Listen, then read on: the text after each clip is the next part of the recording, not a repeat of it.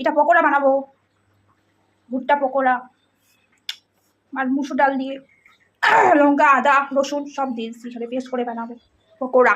এরকম একটা চ্যানেল, এই যে দেখতেছো পটল আলু তরকারি বানিয়েছি আমি, দেখো সুন্দর। এই যে মাছের ডিম ওখানে দিব, পটল আলু তরকারি মাছের ডিম রান্না করতেছি আমি। দেখো আমার সবজিটা হয়ে গেছে, দেখো বন্ধুরা সবজি হয়ে গেছে, এখন পকোড়া বানাবো।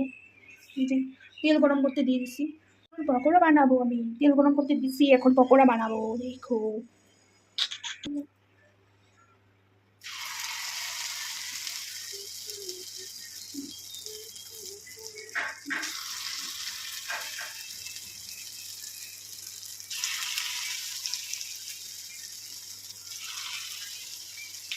দেখো বন্ধুরা কি সুন্দর হয়েছে, দেখো গাইস দেখো কি সুন্দর পকোড়া বানিয়েছি আমি, ভুট্টার পকোড়া, দেখো কর্ন পকোড়া, দেখো কি সুন্দর ক্রাঞ্চি হয়েছে, দেখো দেখি বুঝতে পারো।